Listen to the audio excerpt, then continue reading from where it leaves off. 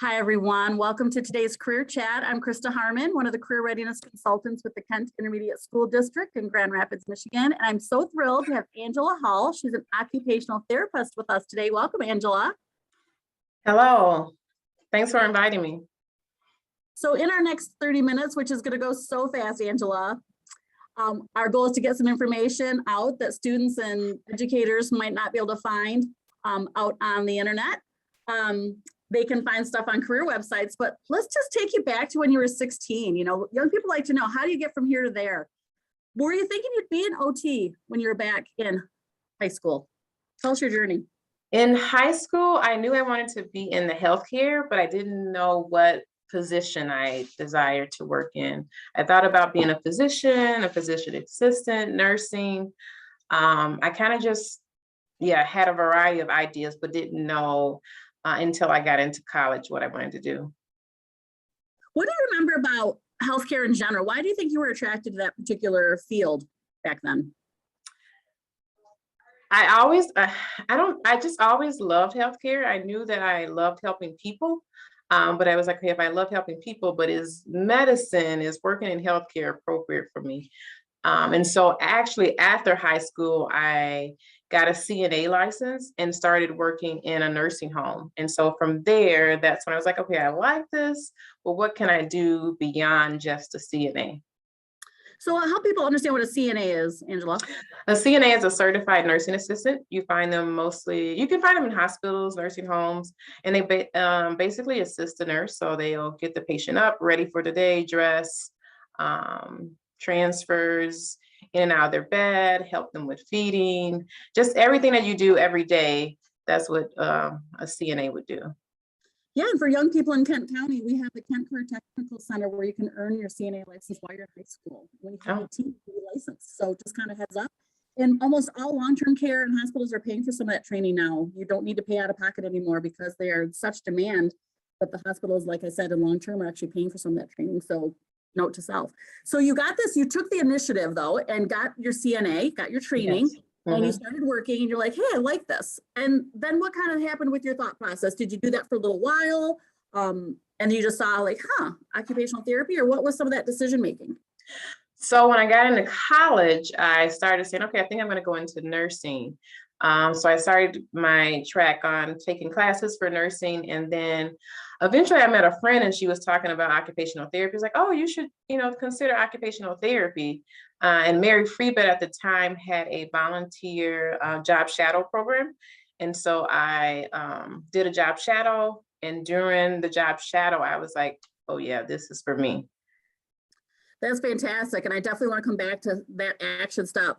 Since we're at this point, though, there might be some young people on this call, which I'm hoping they don't even know what an occupational therapist is. So let's give them a good understanding of what this career is all about.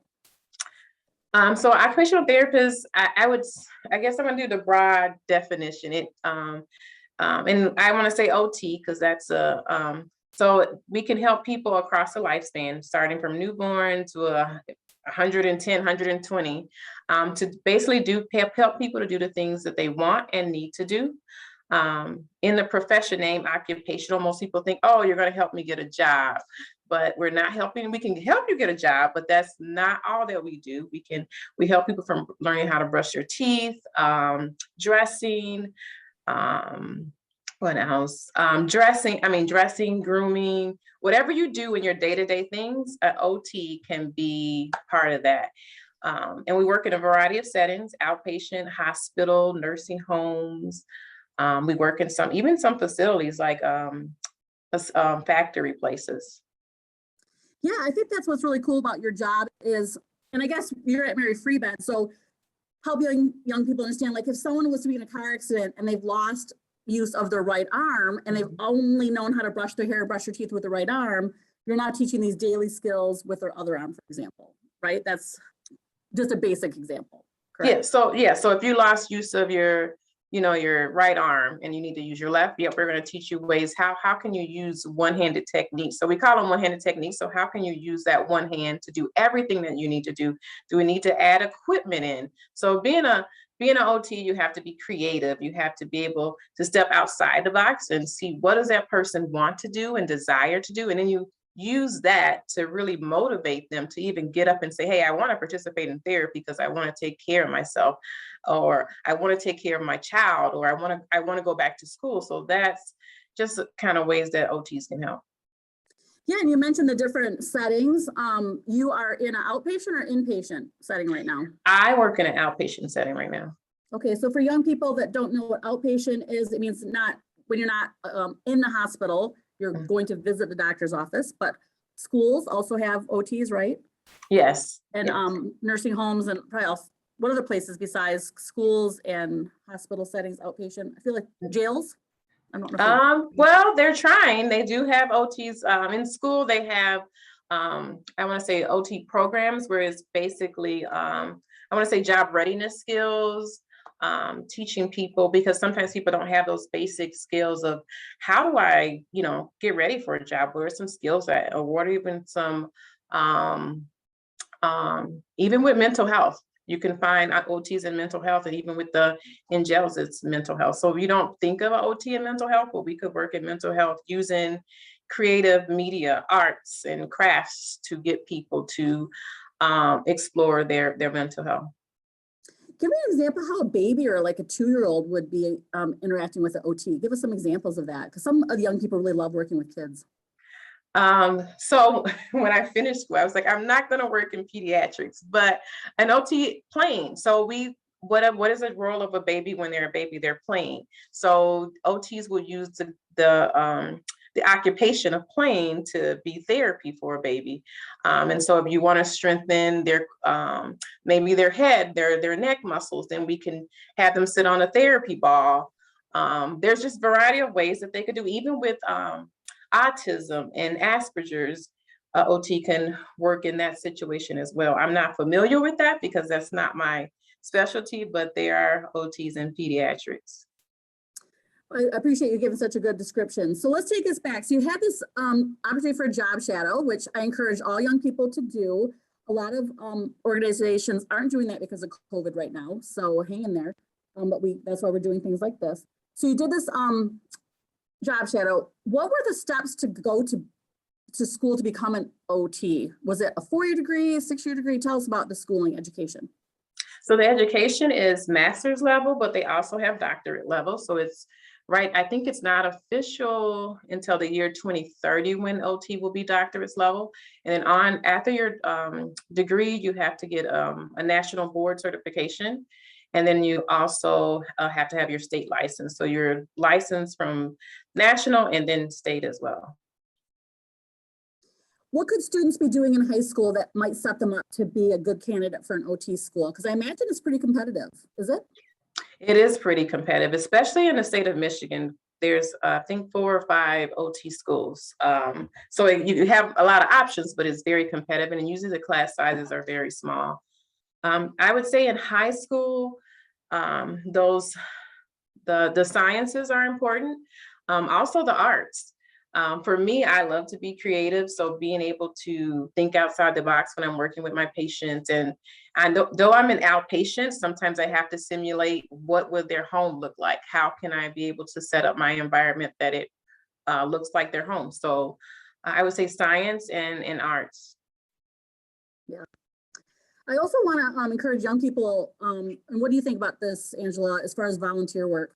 Volunteering at a nursing home, because that's one place they can maybe play cards with people or paint people's nails. Doing some of these entry-level positions at hospitals, even if it's in nutrition, just to get their foot in the door in a medical field. Would you suggest those kind of activities where they're interacting with patients and starting to learn some people skills? I would highly recommend it. I think that is what really kind of had me to figure out what I wanted to do through the job shadow, through volunteering, and then also having the CNA position that allowed me to kind of narrow out what I didn't want to do and the things that, I possibly may want it to do. So definitely would recommend that. Yeah, I love that you said that, because it is just as important to figure out what you don't want to do. Yeah. What do you remember early on that you're like, I don't want this, which might have been part of your decision making? Do you remember any of those things that you didn't want to do? Well, initially I was going for a PA, a physician assistant. But the reason why I chose OT over a PA was due to I wanted that hands-on patient care and interacting and really getting into people's daily life. And so I felt that OT was that profession that really was perfect for me, and it fit who I was and my skill set. And so that's how I narrowed it down. I think it's such a great conversation piece because young people, I'm hoping that you're hearing this and you can start to self-assess who you are. We talked to an operating nurse yesterday for a different event, and they have one patient for that whole time, right? Whereas someone like you has multiple patients and you're getting to know them at a different level. Maybe a dentist office, for example, patients come in and out all day. So again, as a person, you have to figure out what would I like? And maybe I do like just one person or a set schedule versus an ER situation where there's different people every day. So I love that that was part of your discerning process. What was getting your master's like? Was it hard? Yes, I did the hybrid. So with OT, you can go through a hybrid program, which basically means that you are, which a lot of students probably now are doing a lot of things online. So we did a lot of things online. We did Zoom. I don't think Zoom was, I don't know if they had Zoom, but we did a lot of things online. And then we also met 1 week in a month. But then you could go through the traditional program, which was all in seat. And due to being the hybrid, it was you had to be a self learner, very disciplined with, doing your work, because you could say, okay, I'm not going to do anything today, but really disciplined with the hybrid program. Young people are always really concerned, Angela, about what undergrad or the 4-year degree they should get before they apply for a master's program. Do you recommend a certain one, or is that pretty flexible knowing that you have to get that master's anyway? Give some advice on that. As far as the bachelor's, I would say you can, for an OT, they recommend a bachelor's in any field. For me, I would suggest if it's psychology is a really good bachelor program, because a lot of OT is assessing a patient and assessing their mental status, assessing emotionally how they're doing, because that's a big part of getting people to participate in therapy.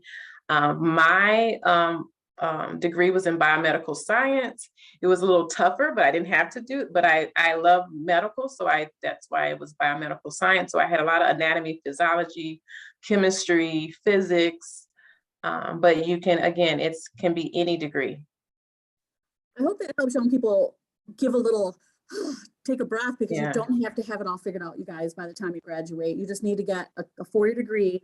But what I recommend is to find out what that OT school wants for prerequisites, right? And tell us more about that. What a prerequisite is, Angela, and why that's important. So once I found out that I wanted to be an OT, I basically looked up different schools that I thought about applying to, looking up their requirements. So all schools have a requirement for their program. And so looking that up will help kind of guide you in what courses you need to take in your undergrad, so that when you do apply, you're not left with, oh, I didn't take this or I didn't take that. So if you do choose whatever field of degree to get, you have your required courses. And basically most of those required courses are usually anatomy, physiology, kinesiology, psychology, and then you have your English.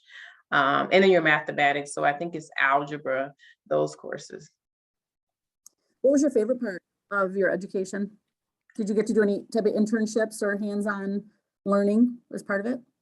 My favorite part of my master's or the bachelor's? I guess either. Okay. I would say my favorite part was once I got into OT school, it was, that was when the learning was specific to what I was studying. So I love that. It wasn't in your in your undergrad, you're kind of studying a variety of different things, which is really nice, because then you can determine, hey, do I really like this subject? Do I really not? But once you get into your specialized schooling, into the OT program, now you're really into the things that you need to know to do your job. And so I love that part of it. Yeah. What college did you go to? Did they have I'm sorry, go ahead. Oh, Grand Valley. Grand Valley. Because I know Grand Valley, I always plug Grand Valley because they have some really good simulation labs. Yes. Tell young people about that, why that's important when they're looking at colleges. So the simulation lab is they have actors that are patients that come in, and they come in with, even if it's mental health, or it could be a shoulder injury, they will act like whatever injury that they're told to act and portray. And then we as a therapist will come in, and we have to do sometimes evaluations. So they basically prepare us for the real world in doing evaluations and doing treatment sessions. How is our bedside manners? How are we interacting with our patient? Are we listening? Are we giving eye contact? So we learn a lot of things from the simulations, and I love the simulations because due to working as a CNA and volunteer, that kind of helped me to be comfortable in the simulations. Yeah, Green Valley, for those that are local, have a big simulation lab at the big white building downtown, the DeVos Cook Center. And I was really impressed because they record the sessions and then they have just good feedback, right? I just think that's amazing. Yeah, you get to see yourself live and in action. Good, bad, or ugly. Yes. How you learn, like you said, that's how you learn. Yes. Well, I know that a lot of young people just love, Angela, to hear what your favorite part of your job is and what is the part that you don't like about being an OT? The favorite part of my job is I meet people sometimes at their lowest point of their life. I'm in outpatient now, but I worked in home care. I've worked in the hospital. So meeting people at the lowest point in their life and seeing them improve and return back to what they were doing before. And if not what they were doing before, returning back to the highest level that they can get. And so that's the most rewarding thing for me. And you said the least rewarding would probably be the documentation and billing. So it's a lot of documentation because after you see a patient, you have to document what you did. And you want to make sure that you get all the information, don't miss anything. And also the billing. Yeah, I hear that paperwork definitely is one of the least favorites for some of the professionals like you on your daily work. Do you have a favorite patient story that you'd like to share with us of when you did see somebody come from their lowest to their best again? Oh, wow. Let's see. I know I probably have many. I would say now I'm working in a chronic pain program, and when patients come in, they come in with a lot of pain. They come in with a lot of things, and with chronic pain, it's so complex because there's so many things that impact people from having pain, from not just how you sit, but your biology, your emotional, so, and even your knowledge about pain. So being able to, we start off giving the patients 10 weeks that we work with them. So going from week 1 to that last week, and I'm having a patient go from I can't make cinnamon rolls the first week, and then at the end of the week she makes the cinnamon rolls and brings them into the outpatient center and says, hey, here you go. So for me, and I guess that goes back to being rewarding too, to know that okay, what I'm doing really matters and it's working, because sometimes some days you don't feel that it's working, but it is. Yeah, because like you say, sometimes it's a slow progress, I would think. So it doesn't get, you don't see that immediate, like a dentist, right? You go in, you pull a tooth and the person feels better. You have a little more slow progress. So one of our guests would love to know if there is a typical role to your day, like what might that be? I know every day is probably different, but. Yeah, so for me, I work 8 to 10 hours a day, Monday through Thursday. Friday, I have a half a day. Usually my sessions start around 8:30. They're 30 minutes to an hour. So I'm seeing usually between 7 to 8 people every day. And those sessions can range from education. So I use a lot because people learn different ways through touch, through sight, through hearing. So I use videos. I use exercise. So so we may be in the gym. We may be doing stretches, strengthening, simulation. So I may simulate their home environment, their work environment. So it's a variety of different things. Yes. Next Wednesday, we're actually doing a talk-in tour, which means a video conversation with more of your colleagues, and we're going to see some behind-the-scene videos. But one thing that's really cool about Mary Free Bed's work here is you have an actual kitchen, right? people can learn how to do, or actual car kids, people can get in and out of when they have to learn. Oh, how yeah. to, so tell us about those other things that are special about Mary Free Bed and where you work to help people get better. Well, I'm at an offsite location, but at the main campus, they have all the bells and whistles.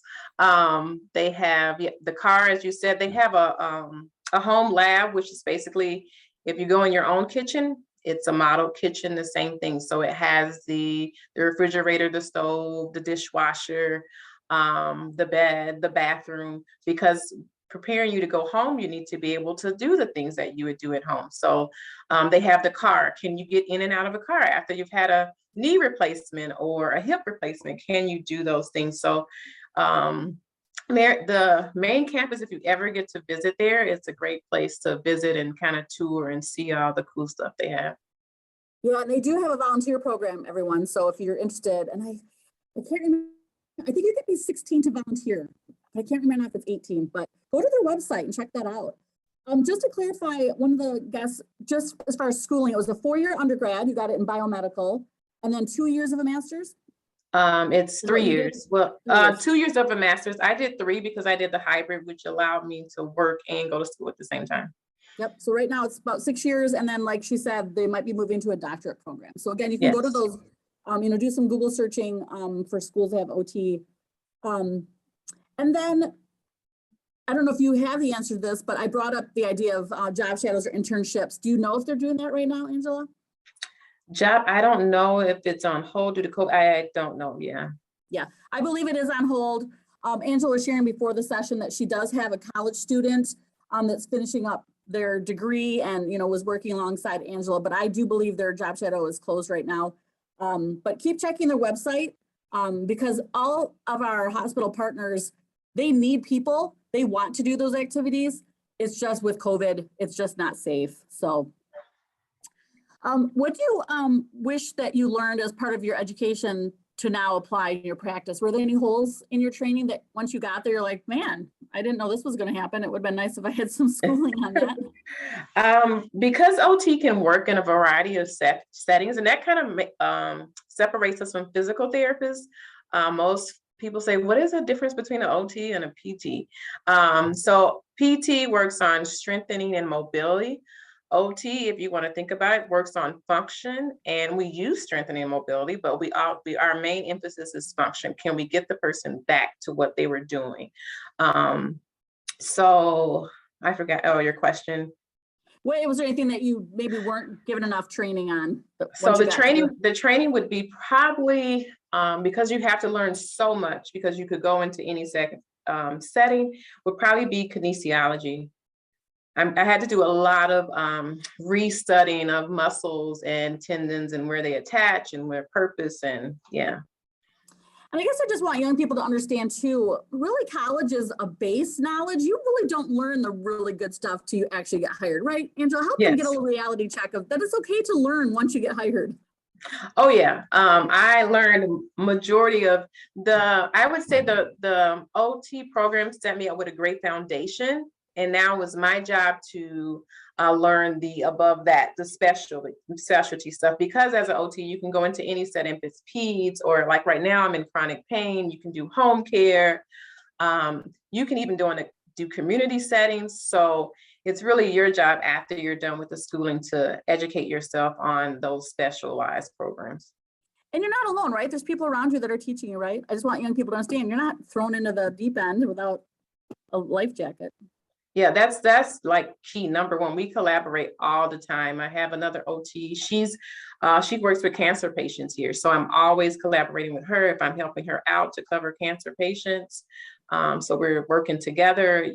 Getting online. Facebook is another good, they have a different groups. I'm on a pain OT Facebook page, but they have also other groups on Facebook or Instagram that you can connect with too. What a great tip on exploration to access some of these groups and just learn and be part of conversations. I love that. I'd be remiss if I didn't make sure young people knew about a 2-year program that they can work alongside you as an OTA or an occupational therapy assistant. Just give us a quick overview of what that might be for young people. So the occupational therapist assistant basically would do almost the same thing that I do as an OT.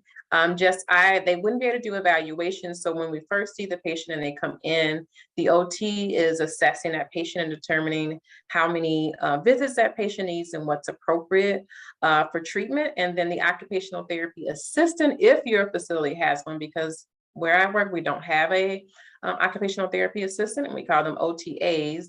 But in some settings like home care, hospitals, you may see them. And then they primarily will do treatment sessions. So they will, if you have someone with a shoulder injury and I assess them, that person would get them back to range of motion and strengthening. And the occupational therapist will just kind of guide and make sure the treatment sessions are going appropriately. And I think that's a big, for me, when I learned that, because if your goal is to work with patients, you're doing that with a 2-year degree. You're not the person who's making the decisions and giving the direction, which is what Angela does with a master's degree, but you're right in there. And there's a huge demand for both OTs and OTAs, and you make about $53,000 average for an OTA, and that's across nationally average, and it's a 2-year degree. And again, doesn't mean you can't keep going to school, but I just really want young people to understand, if you're looking at college debt too, get in as OTA if you think that might be a good fit for you.